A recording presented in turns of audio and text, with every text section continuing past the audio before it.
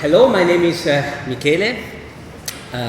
Thank you to Professor Gelini and Professor Gianni for having me here this evening. And as Gisela introduced me briefly before, I graduated here in Polytechnic in interior design a few years ago, I guess 6 or 7 years ago, and with a graduation thesis on lighting design. And just my suggestion for all of you is to strongly consider lighting for your future profession, because there are huge possibilities. It is both very technical but also very creative field of design, so you can express both creativity and your technicalities.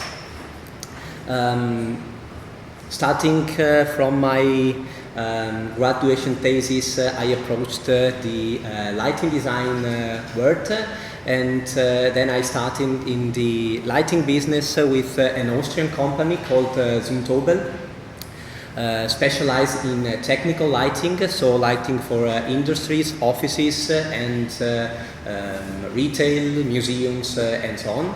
Then I switched to a more creative Italian company called Floss Lighting, very recognized on the market for the decorative lighting fittings designed by very creative architects like Castiglioni and so on. And now I am sales manager for Lombardia region for a German company called Bega Gantenbrink, focused on outdoor lighting. I mean public spaces, gardens, pools, outdoor monuments, facade, and so on.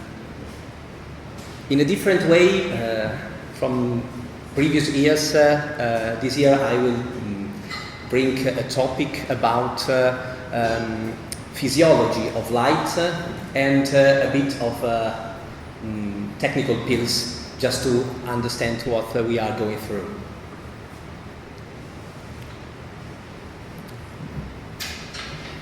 These are basically the topics we are going through now. So, first part about natural light. Why it is so important for life in general, but also for our body and our circadian rhythm. Then we will talk about LED source technology. That is not the future, it's the present, and the efficiency and the technology are very advanced in this field right now. With DALI digital controls, that is the electronic way we have to manage light source with scenes, and today very integrated with the Internet of Things. Everyone has a smartphone, computer, and so on.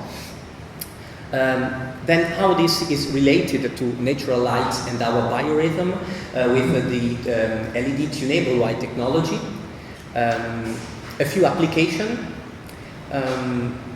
The night sensitivity of the human eye, and a few light art experiments, because after all this is a light art course, and these human-centric studies have also an application on well-being, but as well on art and expression. So basically, when we design artificial lighting, we need a few things. First, we have to fulfill a task. We need lighting for our office. We need lighting to see a piece of art in a proper way, to use tools if we work in a factory, and so on. Second thing that is considered to all professionals is to emphasize architecture. So to bring the style and to bring the character of the architecture more visible and more present to the human eye. But this is one aspect that is less considered, and is the emotions that come through lighting and how they can affect the human well-being. And if you want to become top-level lighting designers, you have not to consider just the first two factors, but also the third one as well. This was a commercial by a technical company in the 80s, and inside this magazine they used to say, our biggest competitor goes down every night. Why? Because the biggest competitor for every one of us working in the lighting business is the sun. With day lighting, with sun lighting, with its shadows, with lighting intensity that is changing during the daytime, from the morning till the afternoon and so on, changing in intensity, changing in color temperature, and so on. So, this can be an example. You see, in the different conditions during a day, we have the natural lighting that is variable, and our well-being is affected by this. Technical pill, the color temperature in Kelvin scale, that's probably every one of you knows very well, because it's a technical parameter when you choose an LED source for your home or for a professional lighting into one of your projects. These are the Kelvin values roughly for during the day for sun lighting. So you see the perfect blue sky, 10,000 Kelvin's color temperature at 12 a.m.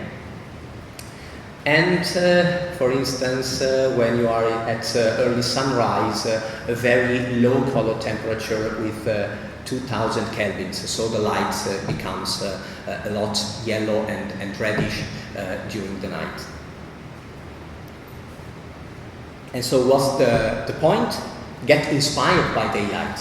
When you plan lighting for a room, for a space, for an architecture, and so on.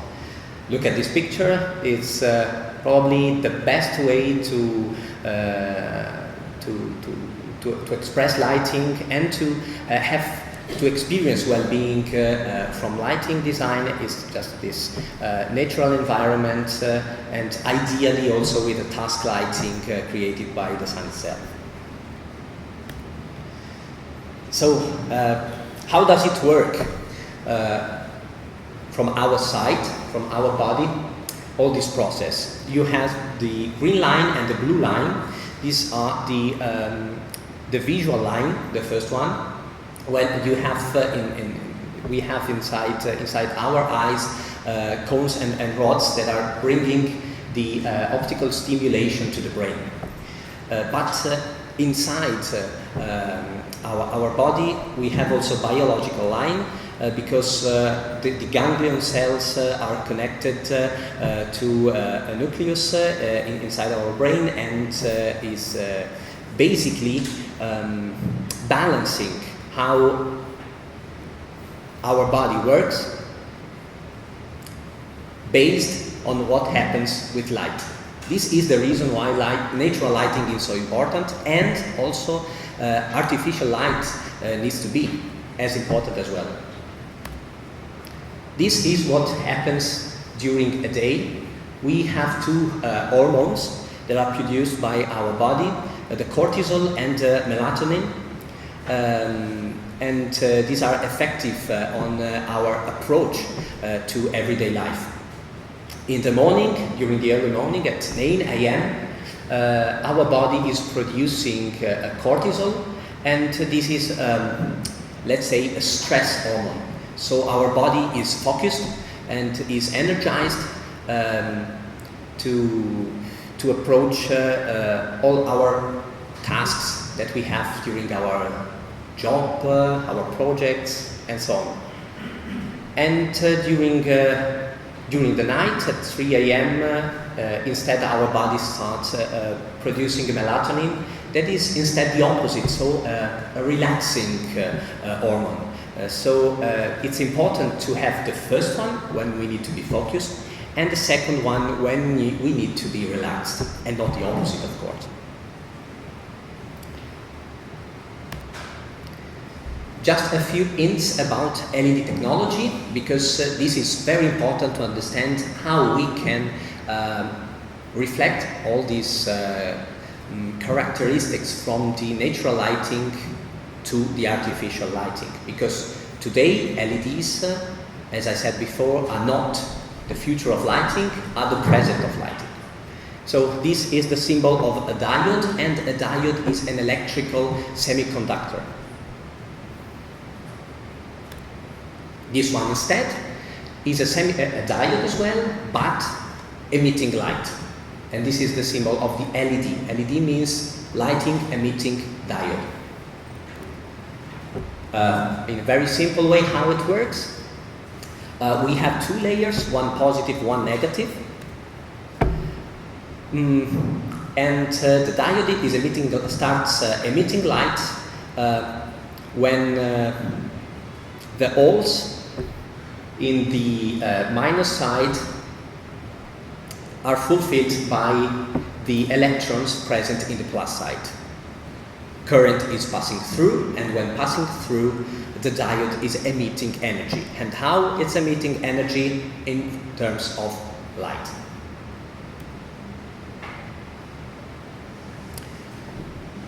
LEDs were discovered in 55 by Rubin Braunstein, who discovered the LED emitting light in the infrared frequencies, so not visible. Then in 62, Professor Nick Oloniak discovered the LED emitting visible light, so light we can see actually. And finally, in 1993, Professor Nakamura discovered the LED emitting blue light, and this is the base of the LED we are still using today in lighting companies. And basically there are two kinds of LEDs, the surface mounted device or the COB, chip on board, but basically the chip on board are the most used for their performance. So you see, there's the LED chip, there is a board, there are two bond wires for connecting electricity, and then a sort of lens called bubble on top of it to define the lighting distribution, so if it's wide, if it's narrow, and so on. But think about this, the LED, every luminaire is based today, is blue based, so LEDs born in blue color. How can we have white light from them? First, we can mix a blue chip, a green chip, and a red chip. We can obtain white light, but this is not the best way to do this. Actually, the best way to do this is to have the blue LED chip and to add yellow phosphors on top. And you can say from the graph on the right, we can change the distribution of the color frequencies emitted by the LED. So the blue one is the emission of the blue LED, but we compensate with the yellow phosphors on top. Of course, the more yellow phosphors we put on top of on the blue LED, the more warm a light can be, but a bit less efficient. The less yellow phosphors we put on top, the more efficient the light it is, of course, because the layer is a bit thinner, but the light is a lot colder. For instance, this is how they look today. On top we can see an LED board module, and we can use them inside luminaires, usually connected with optic systems, can be silicon lenses, glass lenses, or aluminum reflectors to direct lighting in the direction we want, with a wide beam, a narrow beam, more controlled, asymmetric, and so on. And these are pictures from the website of Bega Gantenbrink Leuten, the company I am working at the moment.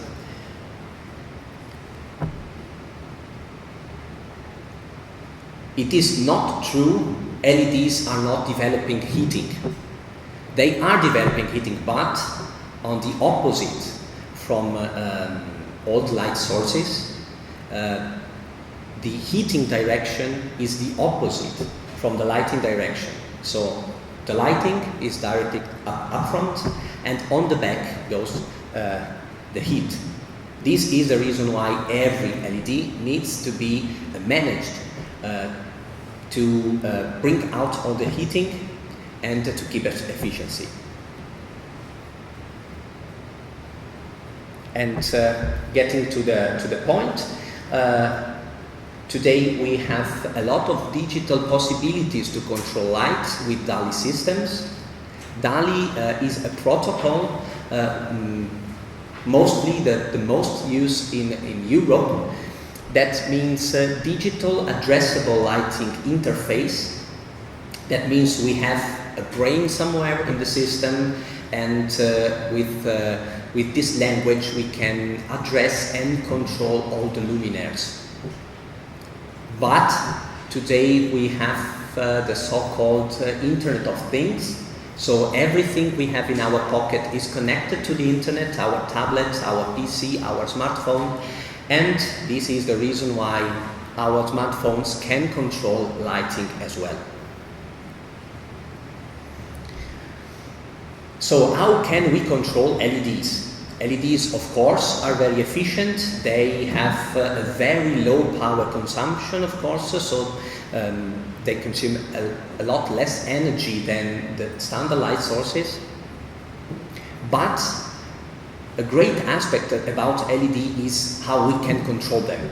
We have a lot of flexibility, we can dim them, we can create sceneries, and we can create possibilities that we never had with older light sources.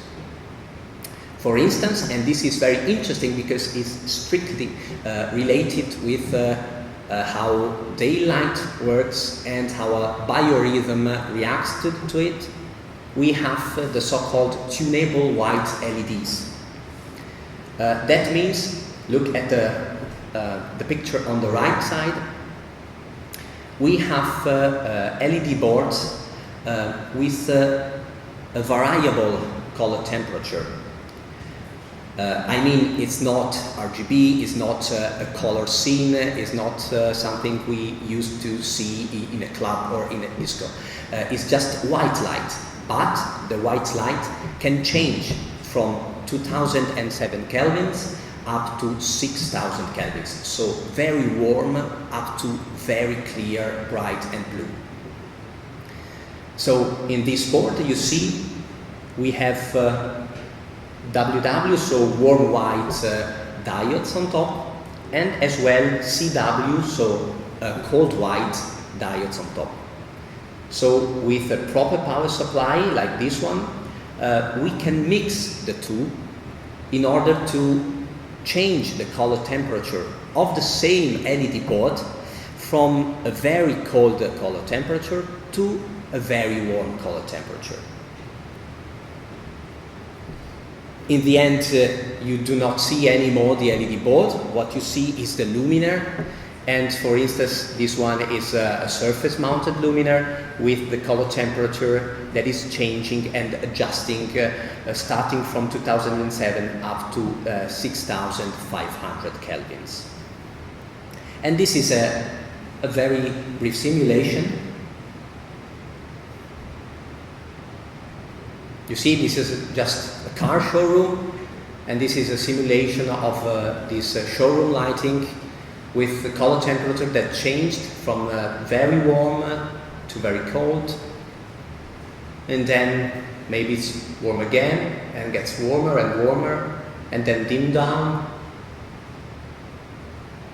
Everything is done with modern LEDs and modern light controls.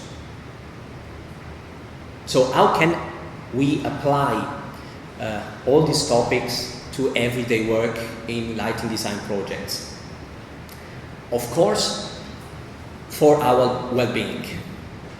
So think about the circadian rhythm we saw for natural day lighting, and we can recreate this inside an office, inside a working place. At 7:30 in the morning, there's the rising sun, and so we can use an artificial light with strong accents and a warmer lighting temperature similar to the natural daylight.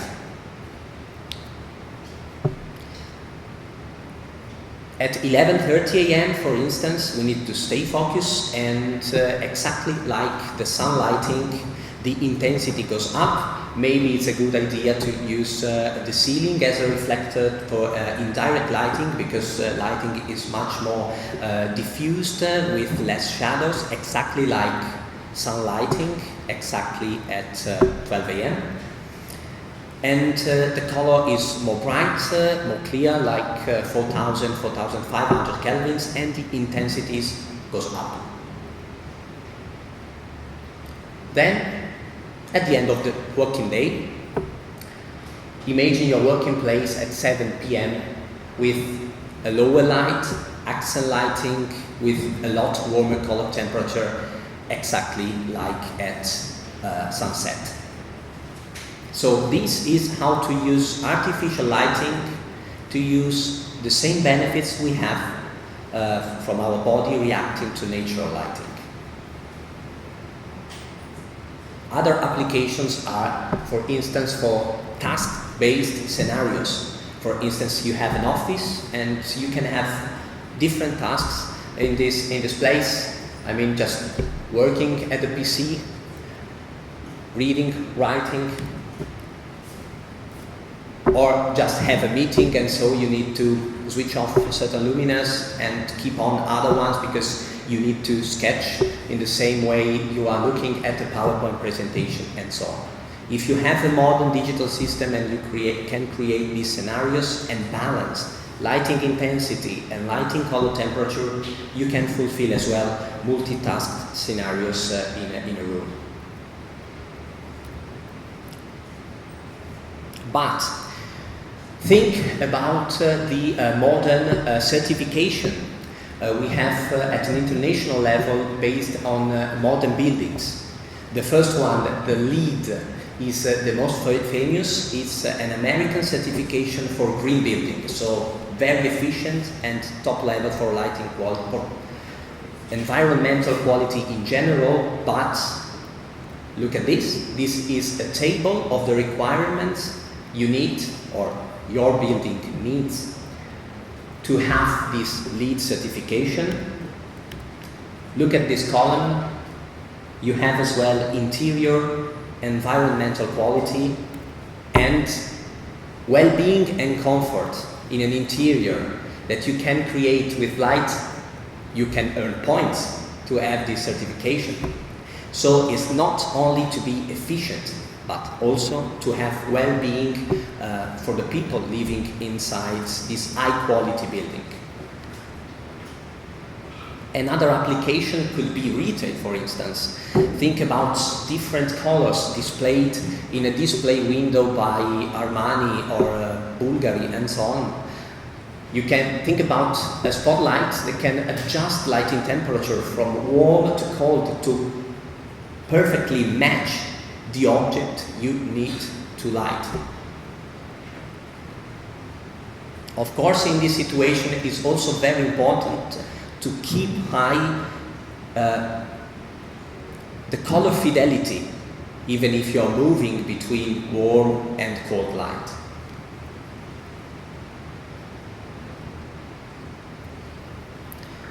So a step back to how our eye and our body are working. This is the sensitivity of our eye to the color frequencies during daytime and during nighttime. The colored one is the lighting spectrum with all the frequencies, and during nighttime we are sensitive to these color frequencies in the shape we see in the colored spectrum. But during nighttime our vision is adapting and is much more sensible to the blue frequencies and less to the red frequencies. This is the reason why in 1942 Dr. Kruithof conducted a study, and this study was based on sample people participating to this study.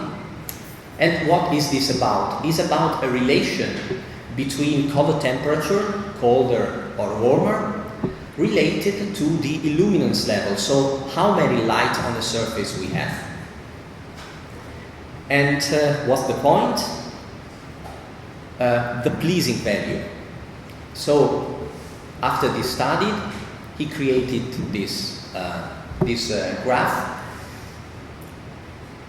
and we can deduct that we have a pleasing space when we have warmer light but with higher intensities, so the left side.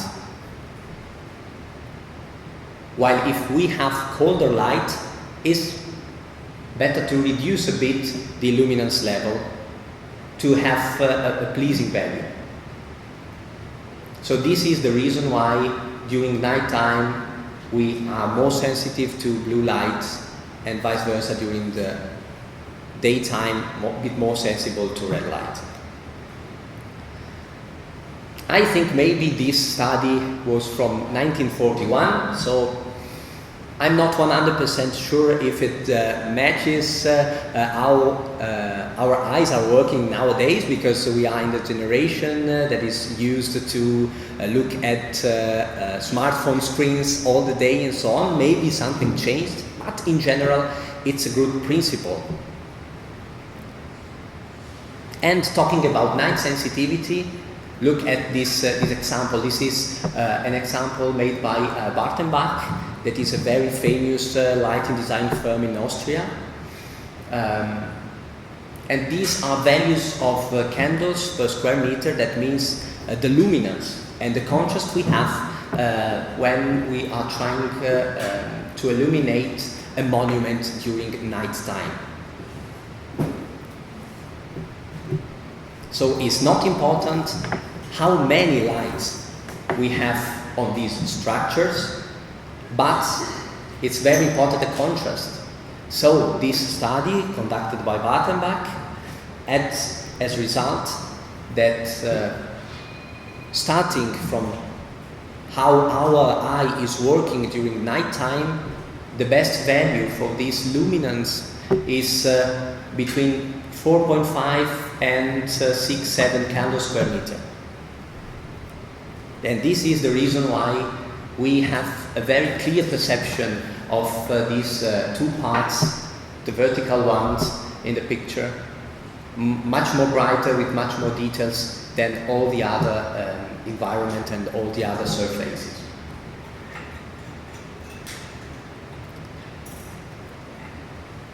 And in the end, coming to the light art experiment, we have seen how a changing light can affect well-being, both from natural lighting and from artificial lighting.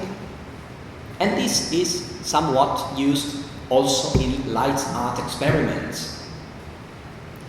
This is a piece of art created by James Turrell. It's a very famous, one of the most famous, I think, American artists.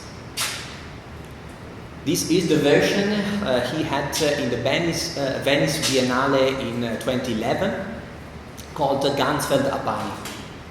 Ganzfeld were experiments conducted in the early 60s on how the human body can react to spaces with a very intense color lighting and to spaces where you cannot see any detail, any element, any line of the room. So basically, the target is to lose yourself in the space. Of course, this is an experiment. This is a situation you need to live for just a few minutes. This has nothing to do with well-being. This is just something to see and to live for 10 minutes, 15 minutes. And how it works? You step in this white room, and this white room is fully illuminated with very saturated color light, and this colored light is switching between red, blue and violet, and then back and so on, with a very low and slow rhythm. The space is designed in order not to have any element for your eye to understand how this is built. So no corners, no colored details. It's everything white. Everything is rounded in the space. And just one person at a time can enter this light installation, and the target is to lose yourself in this light installation. This is the entrance. You have these 10 steps to step in, and you have this scenery of changing color light. This is a brief simulation.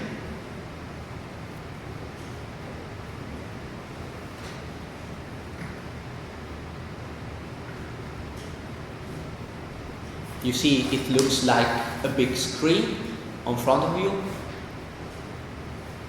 There are no sharp corners, so you can't recognize where the floor is stopping and when the walls are starting, and then again when the ceiling is starting.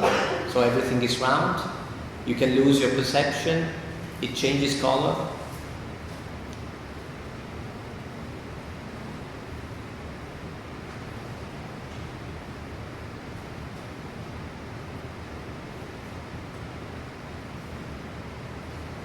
And then back again. The red. Look at this, you can see no more the front screen.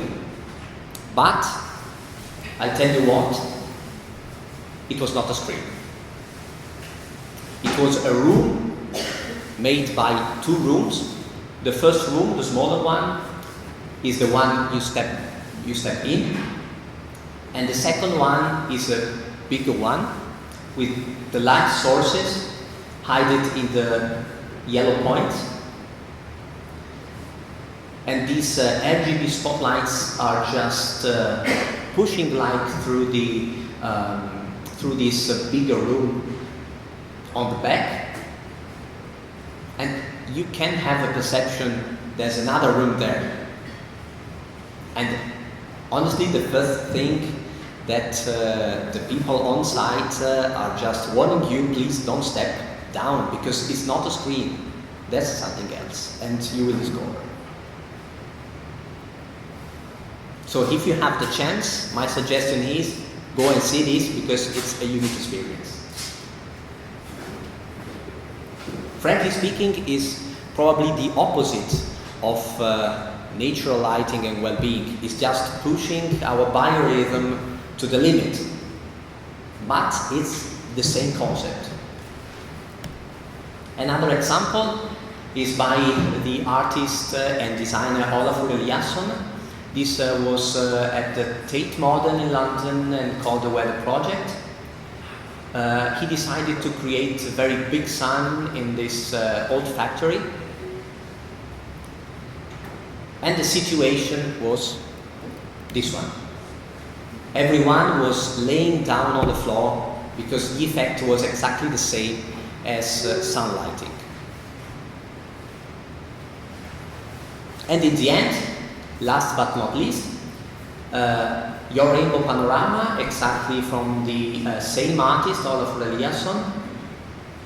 This took place in Denmark and is still there. Is a very big circle on the rooftop of a building. You have a lot of different colored glasses with all the rainbow colors, because you know the white light is made of all the frequencies, so if you use compound lights, you obtain all the colors. And the very interesting thing here is that you have also natural lighting that has a key feature on this installation, because the effect is a changing color while you are stepping ahead and you are walking in this round circle. but the light is natural lighting that is just filtered by all the different colors you have. So it's just an hybrid version between the Gansfeld by James Turrell and a natural lighting. So I hope this was enough interesting for you and not so boring. So if you please have any question, I will be very happy to answer. Thank you for your attention.